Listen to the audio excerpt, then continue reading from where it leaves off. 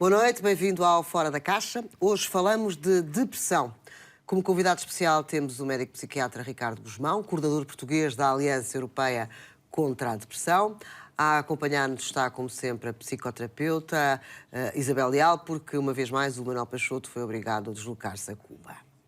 Boa noite a ambos. Estamos sem o Manuel Peixoto durante 2 semanas. Antes de conversar, quero introduzir um vídeo que tirei da internet e que explica, de uma forma gráfica, o que é a depressão. I had a black dog. His name was Depression. Whenever the black dog made an appearance, I felt empty and life just seemed to slow down. He could surprise me with a visit for no reason or occasion. The black dog made me look and feel older than my years. When the rest of the world seemed to be enjoying life, I could only see it through the black dog. Activities that usually brought me pleasure suddenly ceased to. He liked to ruin my appetite. He chewed up my memory and my ability to concentrate. Doing anything or going anywhere with a black dog required superhuman strength. At social occasions, he'd sniff out what confidence I had and chase it away. My biggest fear was being found out. I worried that people would judge me. Because of the shame and stigma of the black dog, I was constantly worried that I'd be found out. So I invested vast amounts of energy into covering him up. Keeping up an emotional lie is exhausting. Black dog could make me think and say negative things. He could make me irritable and difficult to be around. He would take my love and bury my intimacy. He loved nothing more than to wake me up with highly repetitive and negative thinking. He also liked to remind me how exhausted I was going to be the next day. Having a black dog in your life isn't so much about feeling a bit down, sad or blue. At its worst, it's about being devoid of feeling altogether. As I got older, the black dog got bigger and he started hanging around all the time. I'd chase him off with whatever I thought might send him running. But more often than not, he'd come out on top. Going down became easier than getting up again. So I became rather good at self-medication, which never really helped. Eventually, I felt totally isolated from everything and everyone. The black dog had finally succeeded in hijacking my life. When you lose all joy in life, you can begin to question what the point of it is.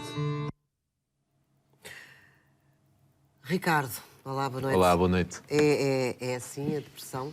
A doença depressão? Se é assim. Eu estava precisamente a pensar sobre isso quando estava a ver o filme, que é uma ótima escolha, e é com muito prazer que estou aqui esta noite para falar sobre este filme, neste programa, e sobre a depressão. Não é sempre assim.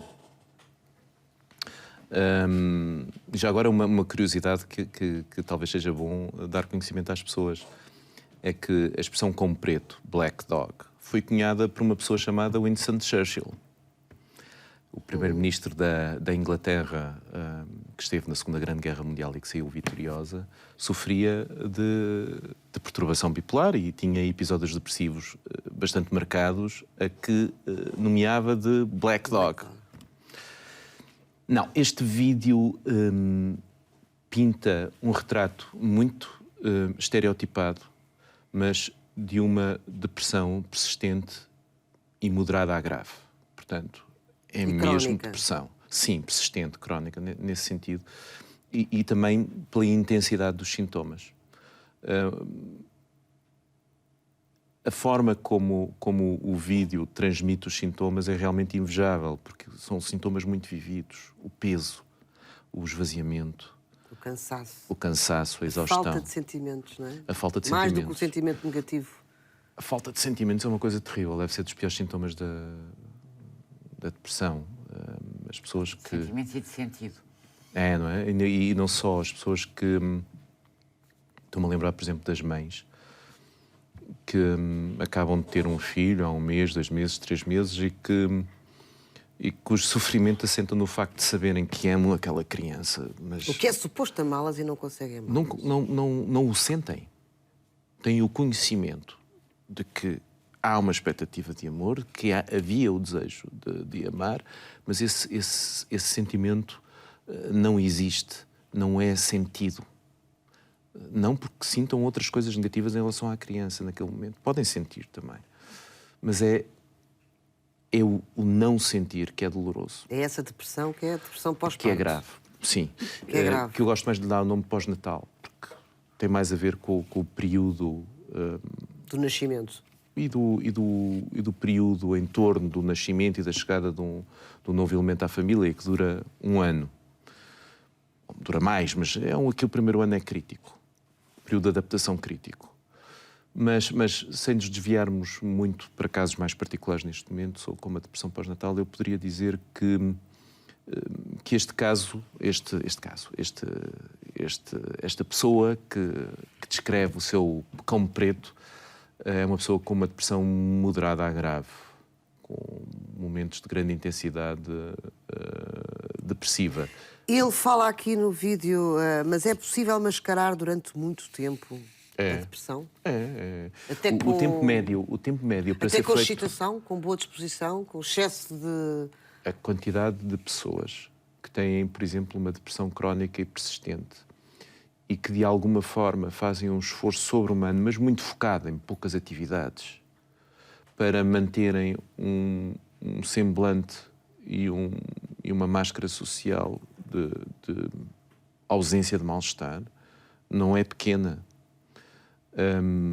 Na clínica estamos sempre a encontrar pessoas assim. Não conseguem há muito tempo manter essa máscara, não é? Conseguem.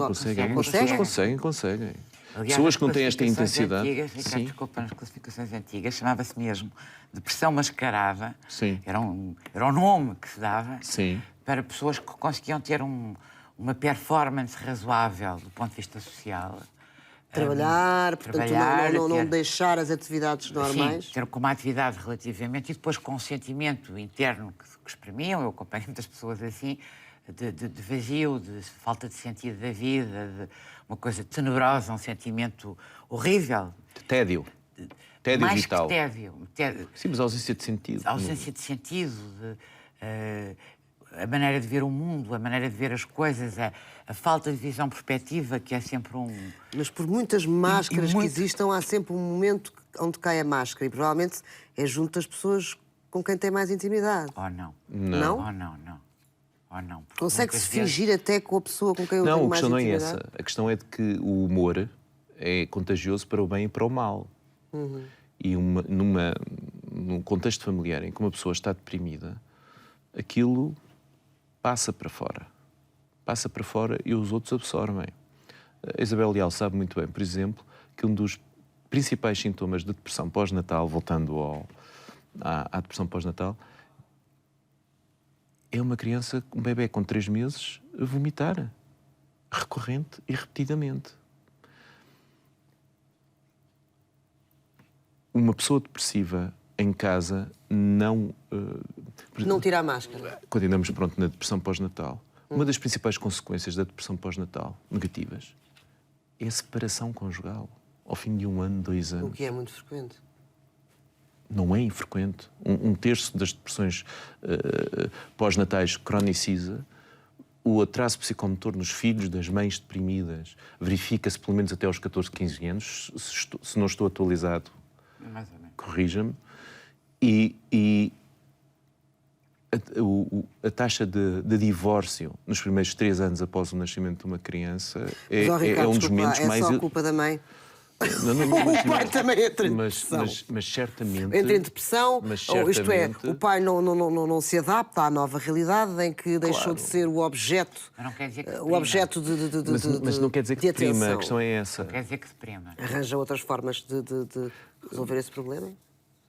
Agora já estamos a falar de duas coisas diferentes também Não, acho. mas é que já estamos aqui a falar em depressão pós-parto como ele uma das estava- razões ele para as estava a pessoas se separarem. exemplificar com- É não. isso? Não, eu estou a falar da depressão, e dei o exemplo da depressão pós-natal ou pós-parto, como um dos motivos de conflitualidade interpessoal. E um dos sinais é a própria criança, ou é a relação. Exatamente. Quer dizer, não é o próprio que assume de uma forma Exatamente. muito clara. Enfim, hoje em dia, com a divulgação que há na depressão pós-parto ou pós-natal, aquilo que acontece é as pessoas já procuram ajuda, já afirmam, percebem que estão tristes e verbalizam isso. Mas durante muito tempo, como não era permitido, as pessoas não mostravam. E, portanto, era mais fácil ler os sinais que tinham que ver com a criança, com dificuldades de desenvolvimento, enfim... E não só, isso também marca a gravidade e o impacto que a depressão tem nas outras gerações. A quantidade de pessoas... A depressão tem algo de genético? Tem algo de genético, certamente, e tem casos, algo também de cultural, de transmissão genética e transmissão cultural. Se eu cresço com uma mãe depressiva, ou com uma mãe e um pai depressivo, ou com um pai depressivo, a probabilidade de eu vir a sofrer de depressão aumenta, porque tenho modelos aprendidos de viver de uma forma depressiva e pessimista em relação à vida e com alguma inércia e sem proatividade e com passividade e por aí fora. Portanto, a depressão, antes de mais, eu gostava de salientar o seguinte: o cão preto não é uma coisa que acontece no éter, é uma coisa que acontece à pessoa e dentro da pessoa, na cabeça da pessoa, literalmente. É o cérebro da pessoa que não funciona da forma que seria desejável para a pessoa se sentir feliz. E de uma forma biológica, isto é, há traduções físicas, biológicas... Há traduções físicas... dessa depressão? Há traduções físicas, biológicas dessa depressão, também sintomáticas, mas também observáveis no cérebro. Nós esquecemos que o comportamento humano e que a regulação do comportamento social humano é uma função biológica, é uma função cerebral. O facto de nós estarmos aqui a falar neste momento, esta coisinha aqui em cima, e das pessoas que nos estão a ouvir, não para. É como se tivéssemos um IP, hoje em dia a metáfora digital e a informática é muito mencionada, como cada um de nós, Ricardo, Alberto e Isabel, fôssemos um IP que está a interagir. Isto é função do nosso cérebro, tem uma função social e de relação interpessoal. É uma função biológica. Como se intervém nessa função é que é também socialmente, é psicologicamente e também diretamente de uma forma biológica. Mas isso já é outra conversa, tem a ver com as intervenções. Quando falamos em termos... Eu posso agarrar ainda no filme e pondo assim também para as pessoas perceberem. Eu tenho a sensação que, olhando para ali, estamos perante, de facto, uma depressão grave e as depressões são diferentes. Eu costumo dizer que as depressões são tão diferentes quanto os deprimidos. Sem dúvida. Não é? Porque é muito vivido por cada pessoa. Mas, apesar de tudo, quando nós dizemos que são, enfim, graves, moderadas, ou nem por isso, o que nós estamos a dizer, e, enfim, classicamente considerava-se, eu acho que faz sentido dizer isso, porque há, de facto, situações que... nós sabemos, e está mais que verificado, que a componente biológica é fortíssima. Portanto, é não uma está depressão relacionada endógena do interior, não é? Não Não há nenhuma causa não se consegue exterior relacionar com nenhum acontecimento de vida, não podemos dizer foi por isto ou por aquilo, enfim, é um bocadinho aquilo que espelha esta situação aqui, que há um peso, há uma dificuldade, há uma depressividade permanente. Bom, e depois... Nós conhecemos aquelas pessoas, há poucas pessoas, felizmente, essa situação é relativamente rara, as depressões endógenas, enfim, 1% da população é mais ou menos o que está estimado. Agora, a maior parte das pessoas, a algum momento da vida, a maior parte não é verdade, mas, quer dizer, todos nós já experimentámos sentimentos depressivos. Sim. O que não é depressão. Não é depressão. Todos nós, às vezes, nos sentimos lentificados, neuras, tristes, chateados, mas isso faz parte do equilíbrio natural de qualquer ser humano, não é? É sofrimento e é normal. Sofrimento intrínseco, inerente à existência humana, à condição humana e à natureza humana também. E depois há uma coisa, que é, às vezes, num número acentuável de casos, que, enfim, os números variam de sítio para sítio, naturalmente o Ricardo sabe isto melhor que eu, que vai entre 4%, 5% até 20% de situações diagnosticadas como depressões reativas, que são habitualmente ligeiras até moderadas, que são reativas a um acontecimento, que uma pessoa sabe dizer o que é que aconteceu. Morreu alguém da minha família, divorciei-me, o meu estatuto profissional foi posto em causa. Eu fico triste, enfim, é o normal. Se não ficarmos tristes é que ficamos muito preocupados, não é? Há um momento, há uma fase de inibição e de tristeza e de humor, enfim, deprimido, Que é normal. Que é normal, que é o adequado. O não adequado é uma pessoa reagir a uma situação gravosa para ela de forma muito satisfeita e muito contente, não é? Aí temos que pôr em causa a sua integridade. Agora estou a brincar, mas é sério. E depois, às vezes acontece este sentimento tender a perpetuar-se e a agudizar-se de uma forma intensa e, portanto, eu diria que é quase uma questão de quantidade e qualidade. De grau. E é nesse caso que nós falamos de depressões reativas, que são provavelmente a maior parte dos casos que nós conhecemos quando dizemos alguém ficou muito deprimido ou alguém está muito deprimido. A maior parte das vezes estamos a falar e não é bem aquilo que se descreve ali. Então o que é? Não, é porque eu estava a dizer que ele dizia que era de moderado a grave. Sim, ou grave eu concordo com tudo o que a Isabel disse, mas acho que encerra um risco quando se fala à população e às pessoas em geral, esta história da depressão endógena versus a depressão reativa. Porque pode induzir ou reforçar a ideia nas pessoas de que existem causas compreensíveis para a doença depressiva. E, na realidade, a depressão dita reativa não acontece a 100% das pessoas que perderam o estatuto, ou que perderam o cão, ou que perderam o cônjuge. Não acontece. O que acontece sempre é uma reação de luto. A perda e a tristeza normal e fisiológica secundária à perda é uma forma de processar o evento, integrá-lo na história e na narrativa de cada um e seguir em frente. É para isso que serve este processo adaptativo. Como disse a Isabel e muito bem, muitas vezes isto complica-se. Agora, complica-se porquê? Complica-se porque as pessoas a quem aconteceu esta perda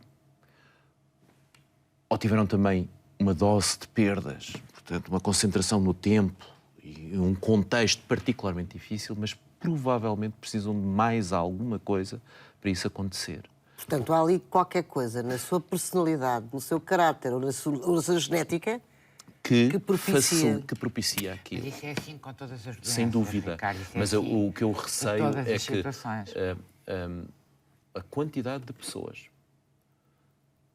que procuram e reforçam às vezes os sentimentos de culpa inapropriada.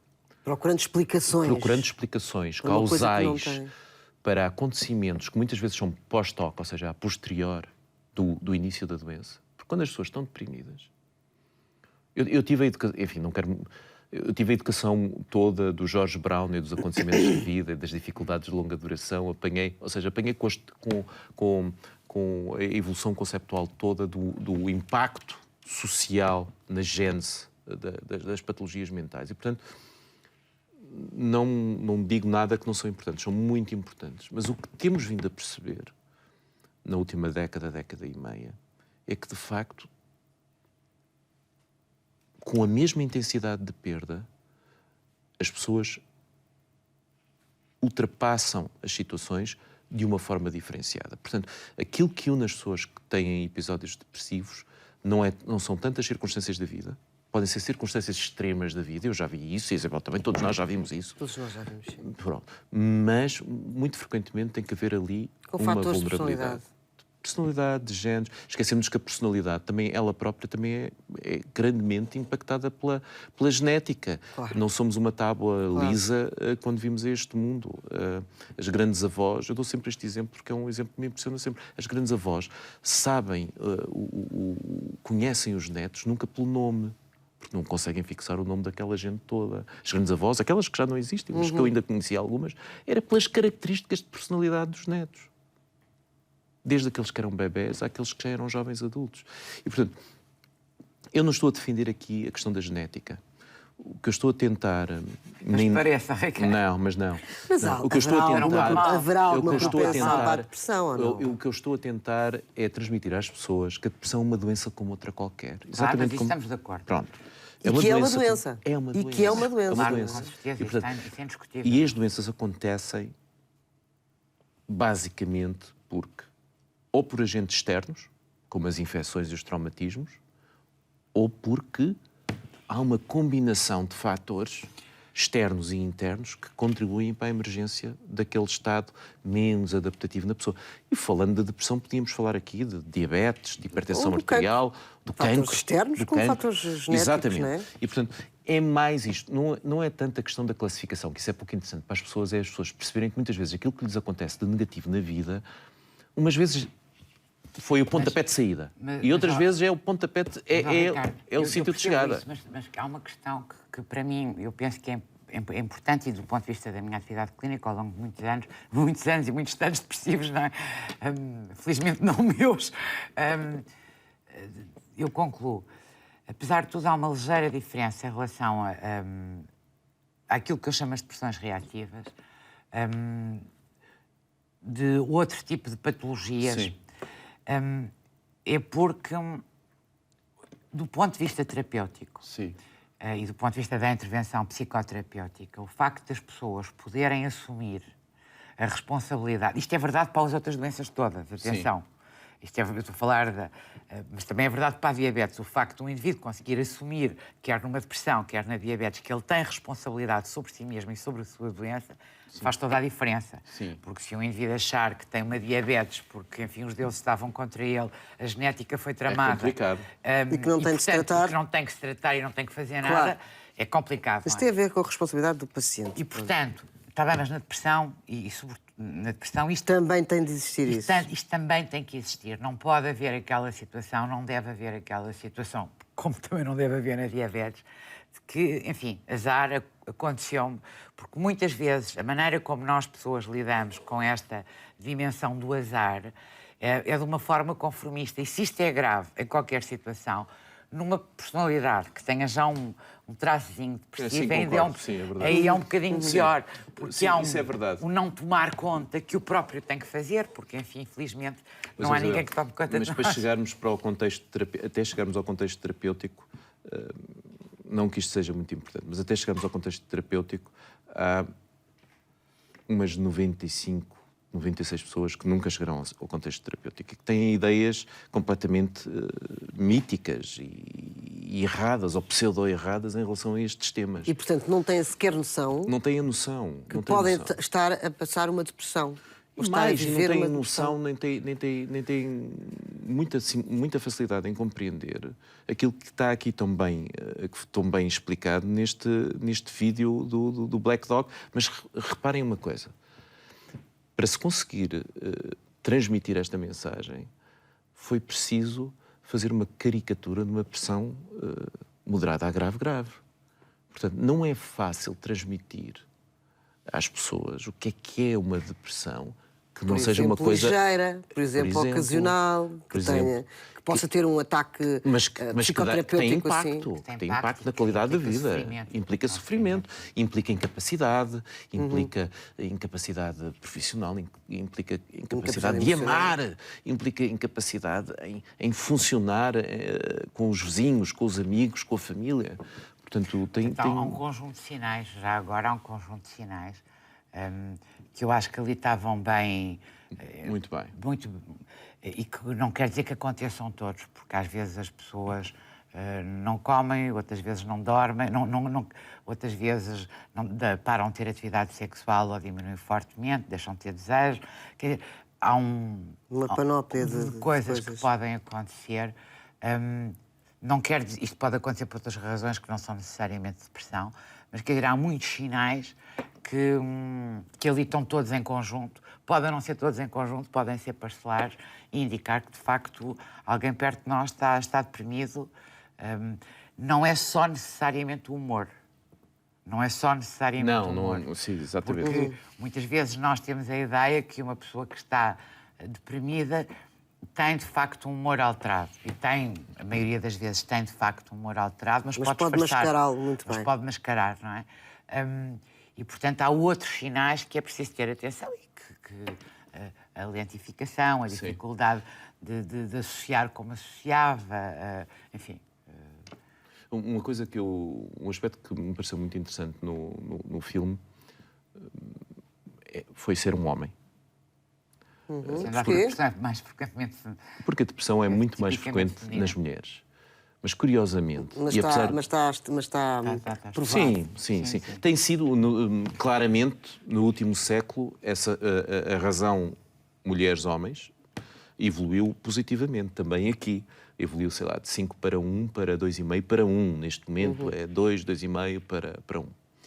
Mas ainda, a depressão ainda é mais frequente nas mulheres, muito mais frequente nas mulheres. Mas as mulheres também procuram mais ajuda do que os homens. A todos os níveis, não é? E os homens fazem uma coisa que estava ali retratada. Os homens automedicam-se mais e daquela forma, bebendo, por exemplo. Foi muito interessante este conceito de automedicação, que não passa pela toma de fármacos, mas que passa pela toma de drogas que são também psicoativas, ou substâncias que são psicoativas. O álcool, como podia ser também tabaco, podia ser cannabis, podia ser cocaína, podia ser um conjunto bastante alargado de drogas que as pessoas às vezes tomam para se automedicar. Portanto, levanta o problema do que é primeiro. Vazio, não é? E não só, e sentimentos. produzir... E ativar. Exatamente. Depois, uma coisa muito importante é que os homens são um grupo de risco muito maior do que as mulheres. Aliás, ser homem é fator de risco para tudo. Porque as depressões graves tanto ocorrem... É muito mais paritário. À medida que aumenta a intensidade da depressão, a razão homem e mulher vai ficando mais paritário. Vai ficando mais paritário. Mas depois as mulheres procuram, de facto, mais ajuda. Têm maior capacidade de chegar aos outros e pedirem ajuda.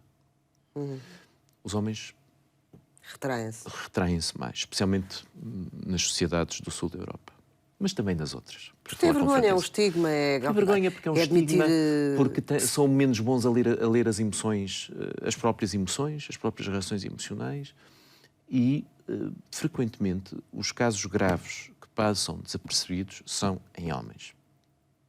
E suicidam-se. Até porque muitas vezes estão associados a alcoolismos, a outras situações que disfarçam completamente a depressão. Exatamente. E não podemos esquecer que, por exemplo, em Portugal, o rácio de suicídio é ao contrário, inverte-se. Mas inverte-se muito. Estamos a falar de 5 a 4 suicídios em homens para um suicídio em uma mulher. Portanto, há de facto uma desproporção muito grande. Mas isso também é capaz de ter que ver uma razão muito cultural, digo eu, porque apesar de tudo, quer a depressão, enfim, a depressão reativa, porque só as depressões, como o Ricardo dizia muito bem, à medida que a gravidade vai aumentando, enfim, encontramos mais homens.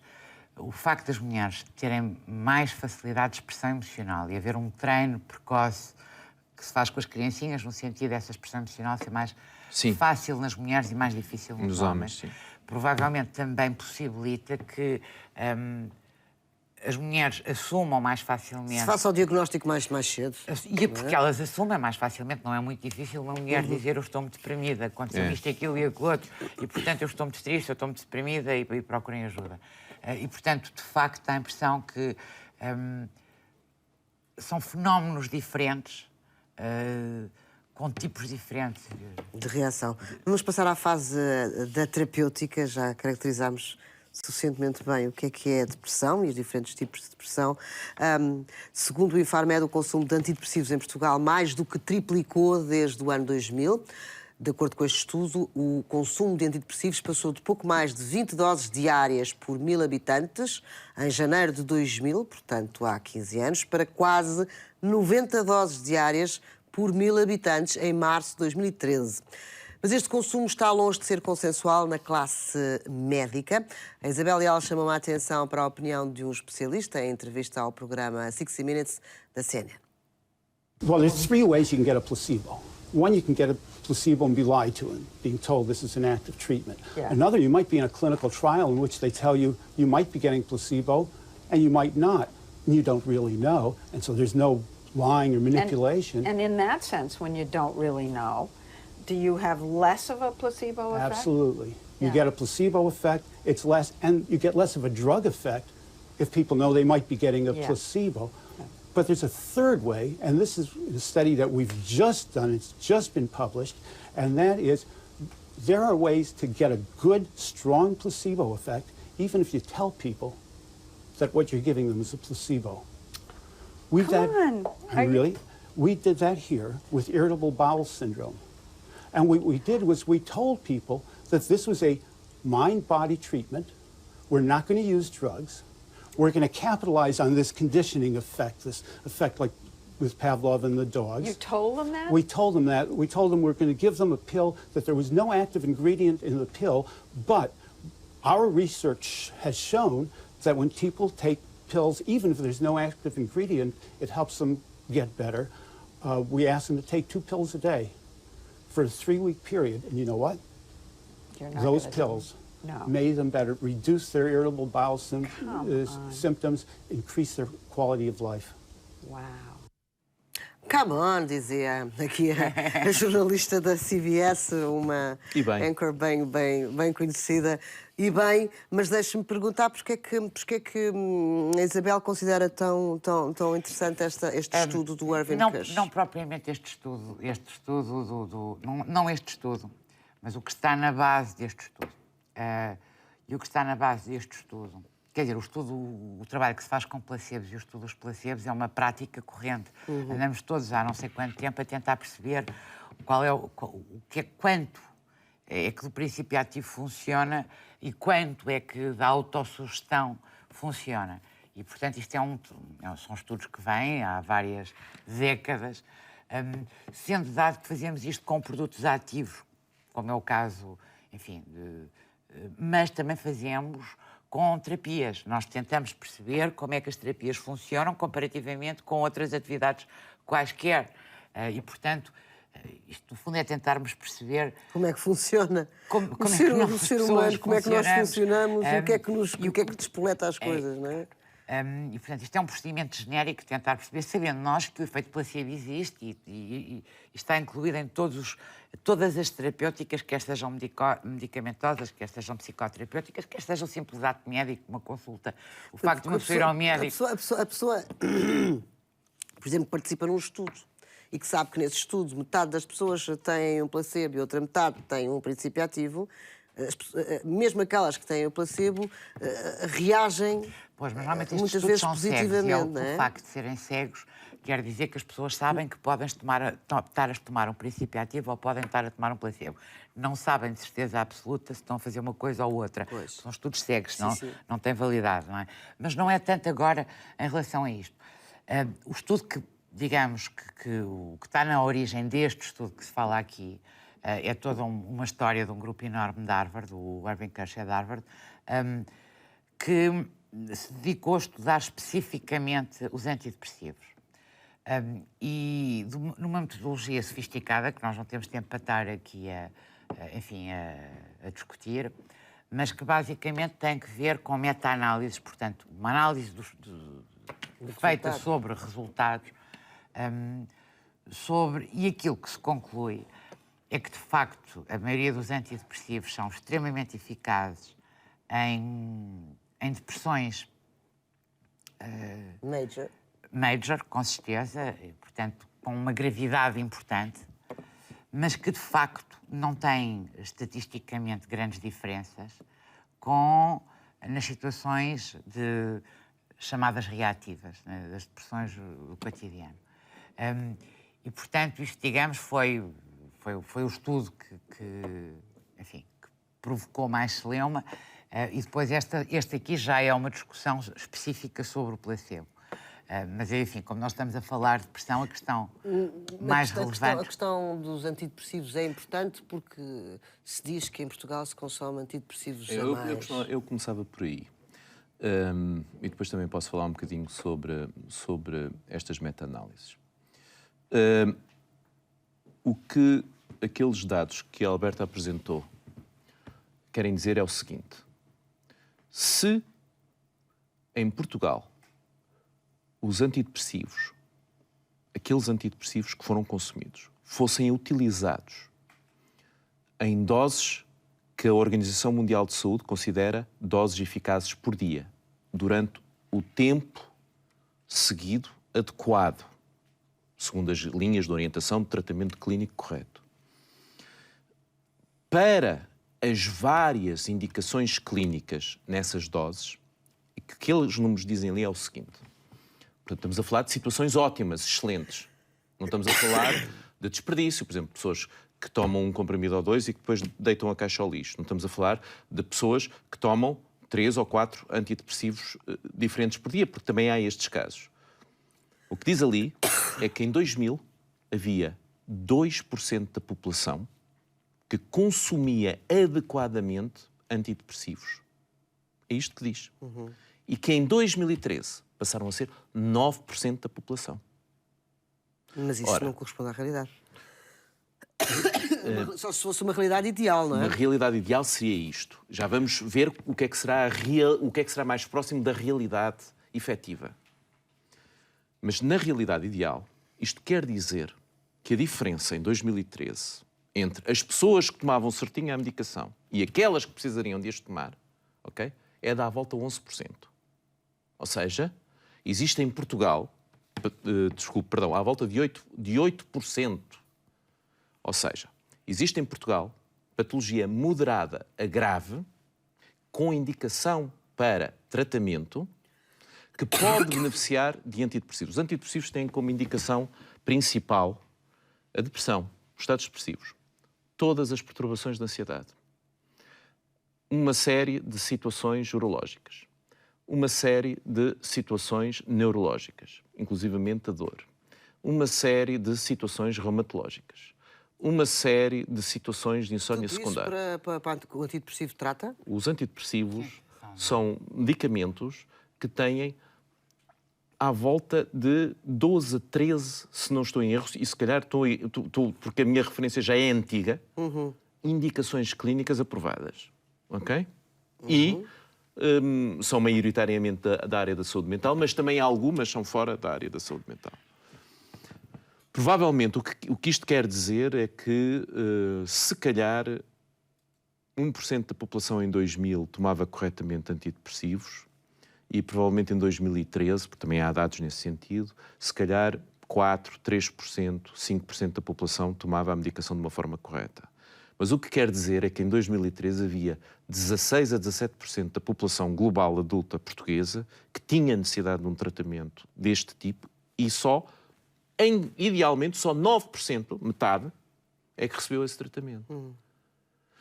E o estudo que foi feito, que já não é com base em populações e que não permite dizer quem é que tomou o quê e como, mas o estudo que foi feito em Portugal, que avaliou de uma forma correta do ponto de vista epidemiológico, ou seja, arranjando representantes na sociedade que de alguma forma sejam representativos de todos nós, que foi feito exatamente em 2010, mostrou o seguinte: de facto, como comentávamos há pouco, Portugal era o segundo país do mundo em que aquele estudo foi feito, e foi feito em dezenas de países, era o segundo país do mundo com maior prevalência de doença mental.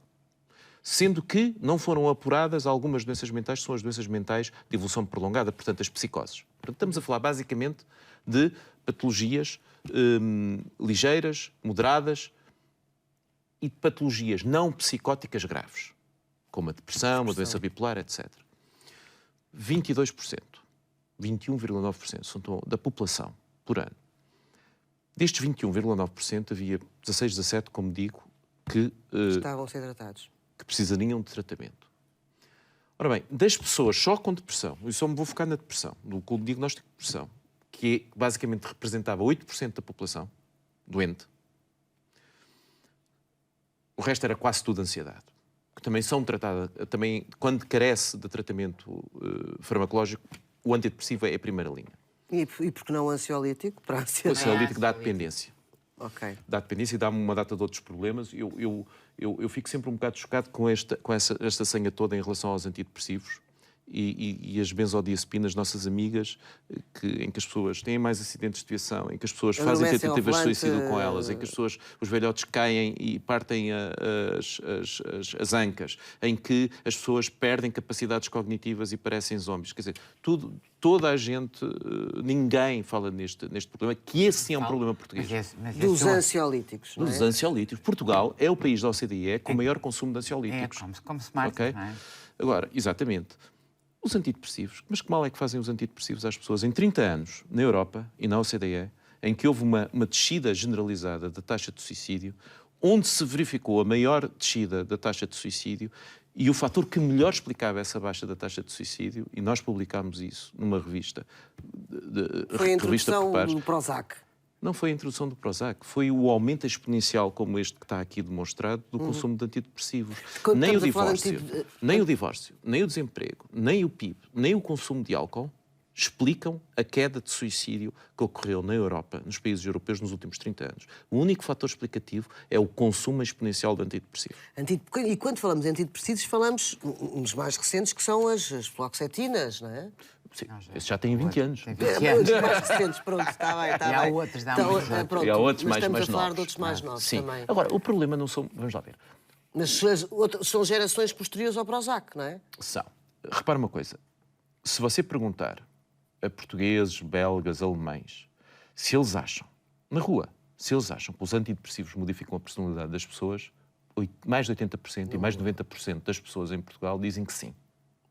Se perguntar se dão dependência, na Alemanha, mais de 80% diz que sim, em Portugal, mais de 90% dizem que sim. Se perguntar se dão efeitos secundários graves, mais de 85% em Portugal e mais de 80% na Alemanha dizem que sim, senhora, que dão efeitos secundários graves. Os antidepressivos. E nada disto é verdade. Pois não. Pronto. Porquê é que... Claro que não. Os antidepressivos têm uma não dão já dependência. Têm um efeito prolongado no tempo. Um antidepressivo, quando se toma um ansiolítico, meia hora depois está-se a sentir o efeito do ansiolítico. Não é? O antidepressivo tem um efeito muito prolongado no tempo, de uma forma muito pouco sensível, muito pouco sensitiva, não é? Ao fim de umas semanas percebes. De repente, se calhar estou melhor, mas não é uma coisa... O que se passa é que os antidepressivos modificam e estimulam a plasticidade das células do cérebro. E isso é observável, é visualizável mesmo. E, portanto, o que acontece é que quando uma pessoa está deprimida, é como se os neurónios, que são assim uma espécie de ovos estrelados com um braço muito comprido e que estão ligados entre si, perdem ligações. Ficam só com o braço comprido e as outras ligações entre os bracinhos daquela estrela perde-se. Quando se começa a tomar um antidepressivo, tudo aquilo é estimulado novamente e começam-se a ligar. E isto é visível. Isto também acontece, por exemplo, com a psicoterapia. Se bem que não exatamente nas mesmas zonas do cérebro. Portanto, o efeito é muito semelhante. Portanto, é complementar a psicoterapia. É completamente complementar na grande maioria dos casos. Há uma coisa, deixa-me lá dizer que é assim, porque é que eu acho, ficando muito claro, eu acho que os antidepressivos são fundamentais. E são fundamentais e dão imenso jeito às pessoas quando estão deprimidas e quando precisam deles. Isso não se discute. Agora, para além destas coisas todas que o Ricardo disse, eu acho que há outras coisas que se pode dizer, que é assim, há uma quantidade de sofrimento que é inerente ao ser humano e que tem que ver com a tristeza e que tem que ver com a luta, com o luto, não é com a luta, é a luta para estabelecer um bom luto, que eu acho que não é medicalizável e não deve ser. E não deve ser. E não deve ser. E, portanto, é uma pena que pessoas que precisam mesmo de tomar antidepressivos não os tomem, e não os tomem nas melhores condições, mas também é uma pena... Que aquelas que têm de fazer um luto o mascarem com uma série de medicação, não é? Estejam a fazer uma medicação e deleguem nessa medicação o trabalho psicológico de elaboração de uma perda que tem que ser feito. Portanto, e eu acho que é um dos problemas da nossa cultura, é usar muitas vezes a medicação, as medicações genericamente, e quando eu digo as medicações pode ser outros produtos que não... Enfim, usá-los de uma forma um bocadinho superficial, usá-los de uma forma um bocadinho volúvel e, portanto, encherem-se de medicamentos. Eu tenho qualquer coisa, encho-me de medicamentos e espero que isto faça um efeito qualquer. Portanto, a minha questão em relação aos antidepressivos não é aos antidepressivos, é a maneira como algumas pessoas tomam e outras prescrevem a medicação que, de facto, não está indicada, porque todas as coisas prescrevem-se para as situações. Partindo do princípio que está indicado, e estamos mesmo no finalzinho do programa, estamos já a ultrapassar o nosso tempo, partindo do princípio que está indicado, o antidepressivo por si só não resolve nada no indivíduo. O que eu acho é que as pessoas têm direito a optar. E hoje em dia, cada vez mais. E aquilo que a Isabel Leal acaba de dizer também é válido para as intervenções psicoterapêuticas. Claro. Eu, na clínica, apanho, e é muito verdade, há imensa gente que não precisava de estar a fazer medicação que faz. E há imensa gente que precisava de estar a fazer medicação que não a faz. Agora, o problema, Isabel, é o seguinte. É o trade-off, o balanço entre estes dois grupos. Na realidade, quem está a perder mais são aqueles que deviam estar a fazer e não fazem. O que eu estou a dizer, e defendo isto em qualquer lugar, é que se tivermos que aumentar o consumo ou a utilização de uma forma exponencial para isso chegar a mais pessoas, há benefício. Isto dando de barato que é necessária uma melhor utilização destes medicamentos e que as pessoas que não precisam de os tomar, não precisam mesmo de os tomar. Mas o que tu disseste é verdade também para as intervenções psicoterapêuticas e também produzem efeitos iatrogénicos. Também produzem efeitos iatrogénicos. Também podem produzir. Produzem. Não concordo só por uma razão que eu tento explicar muito rapidamente. 30 segundos, Isabel. É que, apesar de tudo, quando nós estamos a tomar medicações, nós estamos a delegar e não estamos a elaborar a situação que nos está a acontecer. Isabel, isso é uma posição filosófica da tua parte. Não é só uma posição filosófica. É aquilo que tu achas que as pessoas... Quando nós temos a certeza que estamos a prescrever qualquer coisa que uma pessoa não precisa e não estamos a prescrever uma coisa que precisa, é um erro técnico. Sim. Não é uma posição filosófica, certo? Ou seja, se eu disser a uma pessoa vá fazer psicoterapia, ela não tem indicação, eu estou a fazer um erro técnico. Se eu disser a uma pessoa vá tomar um medicamento que não precisa tomar, é um erro técnico, não é filosófico. E, portanto, há situações, os lutos devem ser elaborados de uma certa maneira e é psicoterapeuticamente que devem ser feitos e, enfim, e as depressões podem ser tratadas de várias maneiras e isso já é a opção da pessoa e a indicação por outras razões que não a depressão. Por outras razões que não a depressão. Não é necessariamente só a depressão. Mas que é uma doença e precisa ser encarada de frente, e é disso que falámos. É esta noite foi um gosto tê-lo aqui. Muito obrigado. Isabel, voltamos a ver-nos para a semana. Espero que nesta conversa o tenha elucidado, tenha ajudado a compreender melhor a dimensão deste fenómeno que tantas vezes é escondido na sociedade de uma forma envergonhada ou embaraçada. Não faz sentido. Se tem uma depressão, procure ajuda. Boa noite e até para a semana.